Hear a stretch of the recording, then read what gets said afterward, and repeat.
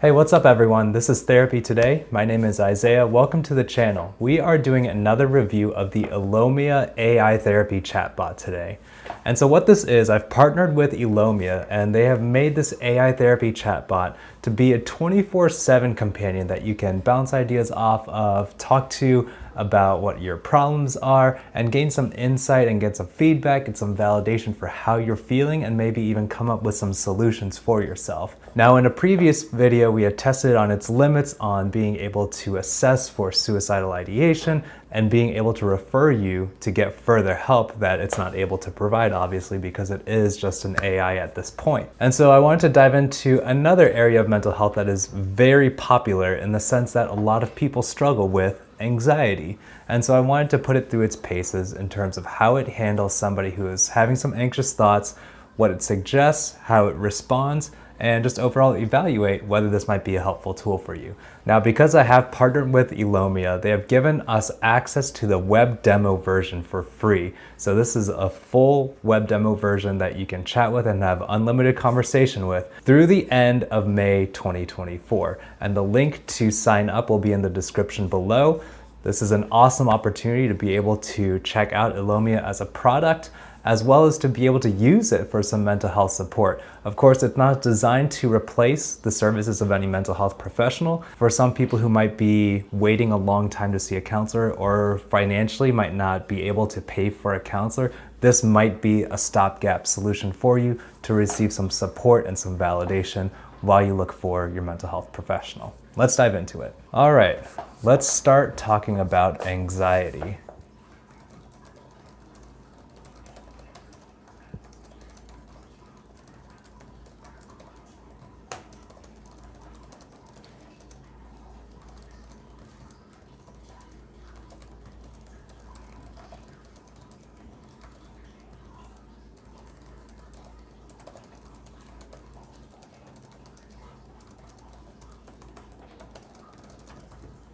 All right, so I'm basing this scenario off of a very common complaint that I get from the college students that I work with. A lot of them will have this anxiety about, oh, if I fail this class then I'm not going to be able to graduate, my future career is going to be in jeopardy, a lot of these things. So I want to see how it responds to this whole chain of anxious thoughts regarding someone's homework.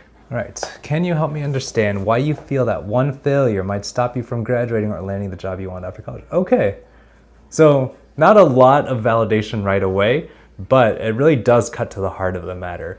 There is a cognitive dissonance, like I'm connecting this one schoolwork assignment or one failure to the entire rest of my future. So CBT-wise, it's latched onto the wrong thinking or the unproductive thinking right away, which is good. It is insightful in that sense. Because I need to have good grades in order to graduate and get the job that I want in the future. Let's see what it does when I'm a little argumentative with it. I can see how important this is to you. Okay, validation, good start. It's understandable that you're feeling anxious about it. Okay, 2 validations right at the beginning. That makes up for the one before. For today's session, should we focus on exploring ways to manage your anxiety and improve your academic performance, or is there another goal you have in mind? Okay, let's focus on the anxiety. I like that it's putting the ball in my court a little bit to talk about whether we want to focus specifically on the academic performance or if there's something else in mind. I think I'd like to find a way to get my work done. I just avoid thinking about it because there's too much to do, or I find ways to procrastinate. Yeah, let's just leave it at that. Are you in crisis? We saw this message when it came up last time with the suicidality video, but I don't know what would have tipped it off to feeling like I might be in crisis. Let's say I'm okay. Okay, it sounds like you're experiencing avoidance behavior, a common response to feeling overwhelmed. Okay, good. Giving a name to it, and yes, avoidance is a huge part of the CBT model of thinking about anxiety. If we're anxious about something, our behavior that follows from that feeling tends to be avoiding that thing that we're fearful of or anxious about. Can you tell me more about the specific tasks or subjects that you find most challenging or intimidating? I just have so much work to do that I don't know where to start. It's easier for me to just play video games and take my mind off of it for a couple hours, but then I feel really guilty about wasting that time afterwards. All right, let's see what it says with this. Sounds like you're stuck in a cycle of avoidance and guilt. Yes, absolutely. CBT is a lot about avoidance and guilt, those cycles where one thing leads to another and then feeds back upon itself and continues to build.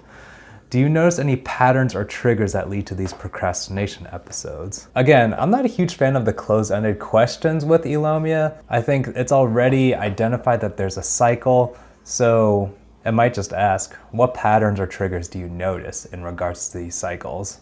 Usually happens when I feel like I should be doing something in my free time when I don't have class, but the workload just seems like too much to start. So then I go play video games instead. This is a problem I run into with my clients a lot. This is a very common cycle, especially for some of the students that I work with. So when you have free time, the size of the workload feels overwhelming and this leads to procrastination. Would you like some advice on how to break this cycle? Okay, I'm not mad at this response. I do feel like if a therapist were to say this to me, I would feel like they were jumping to trying to fix the problem a little too quickly. I understand that the chatbot can only kind of validate so much, and I think that is one of the limitations within like humans interacting with machines, that at some point I'm gonna say like, I'm getting validation from not a person. It doesn't seem to mean as much. Other people might feel differently, but I can see why jumping to some of the solutions and maybe offering something tangible to make a difference would be really helpful in kind of the AI model of things. Sure. Like I said, it's very important that I get this work done. I just don't know how to even get started. Let's see what advice it has for me. One cognitive behavioral therapy technique you could try is called chunking. It involves breaking down your workload into smaller, manageable tasks. Instead of seeing your work as one big task, you can divide it into parts and tackle each one at a time. This can make your work seem less overwhelming. How do you feel about trying this technique? How would one of my college students respond to this? That seems like a good idea, but it's already broken up by classes and that still doesn't seem to help. I'm just so behind overall that there's too much to do. And even as I'm talking about, fueling this from some of my experiences, know that this isn't based on any one particular student. It's like an amalgamation of a lot of different students who have had a similar problem. I understand, it sounds like the size of the workload is still overwhelming. Okay, a little bit of validation there. Let's try to break it down even further. Instead of thinking about it as work for each class, try breaking it down into smaller tasks. Okay, this is getting really specific, so I can see some of the power of the AI here. That's not just generating a random CBT exercise that it looked up on the internet or was available to it from its database, but actually specifically talking through how can we break this down further in your situation. For example, read 10 pages of the textbook, write 1 paragraph of the essay, or solve 5 math problems. This way you're focusing on one small, manageable task at a time rather than the entire workload. Would you like to try this approach? Sure, I think that could work, but I've tried so many study tools and it seems like I can never stick with them. I don't know, I'm making a huge problem for this therapist right now. Interesting. It's okay if you've tried and not been able to stick with other methods. Okay, validation again, helpful. The key is to find what works for you. Implementing this chunking technique might take some practice and patience. Can you think of a small task you can start with? Okay. Let me talk about this response real quick because there are some things I really do like about it. The validation, of course, always good, always helpful to have in there. The second statement, the key is to find what works for you. If that were a statement by itself, I wouldn't be a huge fan of it because it implies that you just have to try different things until one is going to magically start working. But it helps that there's that follow-up. Implementing this chunking technique might take some practice and patience. This is something that I have to remind my clients all the time. There's not a magic key that's going to suddenly work and unlock your academic or employment potential. What it is we're starting a new habit, a new practice, and we need to get comfortable with it, get better at it, because what we're doing is changing an old habit, which in this case was that procrastination cycle, and we're replacing it with a new habit. And we need to be very intentional about that in the beginning, very on top of it, have a lot of accountability in some form or fashion, so that after 3 or 4 weeks, then we get to it being habitual and becoming the norm. This is interesting though. Suggested exercise. Based on your conversation, AI decided that this tool would help you. Well, that kind of breaks the immersion a little bit, saying that the AI decided that this tool would help you. Perfect day. Discover ways to enhance your daily routine and improve the quality of life. We're not going to dig into that specific activity right now, but I think it is a helpful point that Elomia is not just a chatbot, but that there are other activities and exercises built into it that apparently it can link to through conversation and suggest it to you if it feels like it could be helpful. So let's just respond to what it says. A small task that I could start with. I guess I could start writing the introduction of my English paper, but I just hate starting papers because I don't know how to begin. That might be a little repetitive. That's a common struggle. Starting is often the hardest part. Here's a tip. Don't worry about making the introduction perfect on your first try. Just write down your initial thoughts. You can always revise it later. How does that sound? Okay, this is helpful. Giving a wider context. A lot of the clients that I have feel like they have to get everything right on the first try. I don't know whether that's unique to the university that I live near or whether it's just a lot of college students feel that way. But recognizing that the work, especially something like writing an essay, is a process, or creating an art piece is a process. The first thing that you put down on paper is not going to be perfect or the right product. I struggle with that myself. I like to have everything done perfectly the first time. That sounds fine. I guess I could try it. But what if I can't come up with any ideas?